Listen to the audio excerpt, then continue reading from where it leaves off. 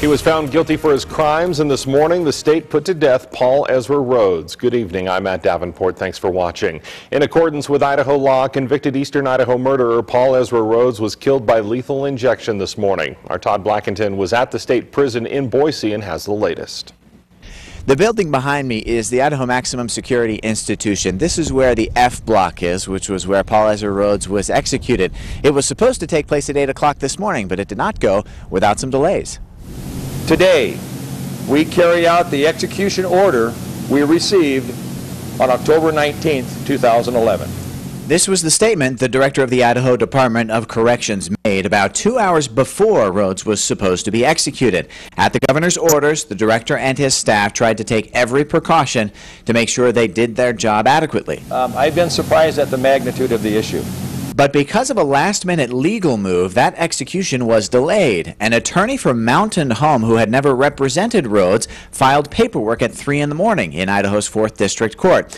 It claimed that the attorneys who had been representing Rhoades in his appeals process were not qualified to handle a death penalty case.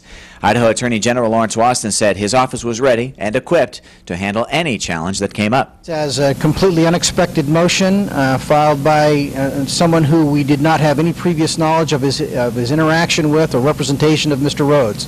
Ultimately, the claim was dismissed, and it delayed Rhoades' execution procedure about 55 minutes. He was pronounced dead at 9:15. In Boise, Todd Blackington.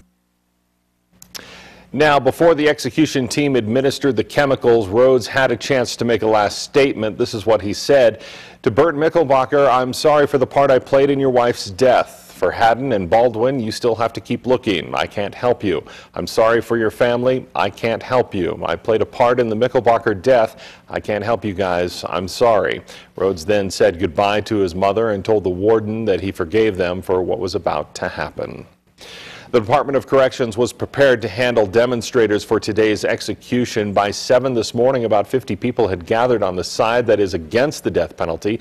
They gathered and repeated a prayer. They held signs protesting the death penalty, and there was a small group lined up on their knees facing the sunrise. They were mostly there to protest the death penalty and the way Idaho was carrying it out. We hope to get across that state-sanctioned killing is unjust, it's cruel and unusual. The system itself, the death penalty system itself, is an arbitrary and unfair system, and it's time to abolish it.